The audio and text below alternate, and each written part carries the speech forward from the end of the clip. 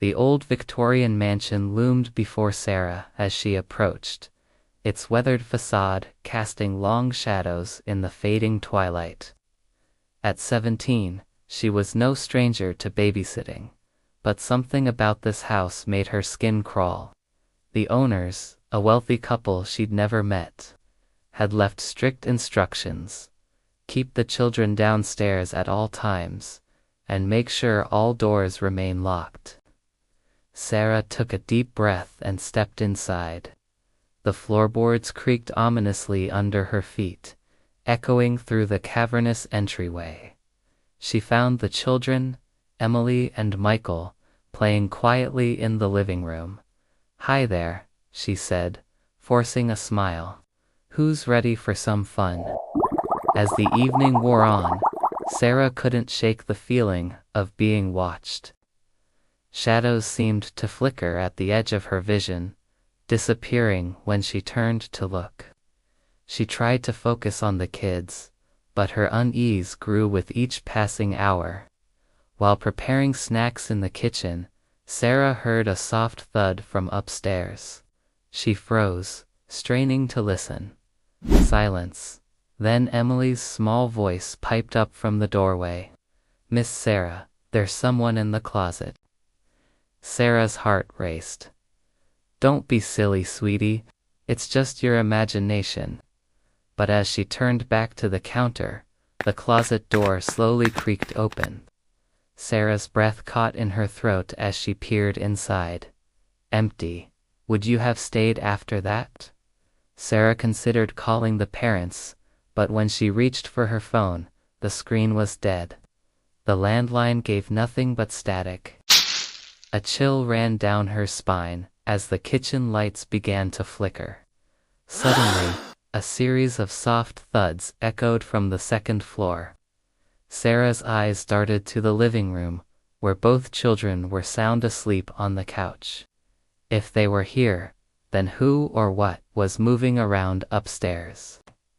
With trembling hands, Sarah grabbed a flashlight from a drawer. She knew she should stay put, but curiosity and fear propelled her towards the staircase.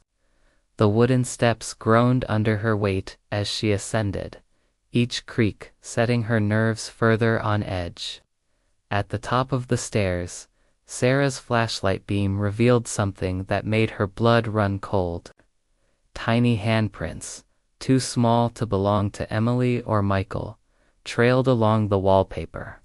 They led to a door she hadn't noticed before, a door that was firmly locked. As Sarah reached out to touch the doorknob, a whisper of icy breath brushed against her ear. "I've been waiting for you," it hissed. Sarah whirled around, her scream caught in her throat. The hallway was empty, but the air felt thick with malevolent energy. She bolted down the stairs, scooped up the sleeping children, and fled into the night. The next morning, police arrived to find the house completely abandoned. Records showed it had been empty for decades, with no recent owners or tenants. Sarah's terrifying account spread quickly through the town. Some dismissed it as the overactive imagination of a teenager, but others weren't so sure. On stormy nights, locals swear they can still hear a young woman's frightened voice carried on the wind, warning others to stay away from the house on Elm Street. But our story doesn't end there. Years later, a paranormal investigation team decided to explore the infamous mansion. Armed with cameras and EMF detectors, they hoped to uncover the truth behind Sarah's chilling experience. As night fell, the team set up their equipment throughout the house. At first, all seemed quiet. Then, around midnight, their devices began to malfunction. Batteries drained inexplicably, and cameras captured orbs of light floating through empty rooms. The lead investigator, Mike, decided to venture upstairs alone. As he reached the second floor, his flashlight flickered and died. In the darkness, he felt a cold presence brush past him. Suddenly, a child's laughter echoed through the hallway. Mike fumbled for his backup light, his hands shaking.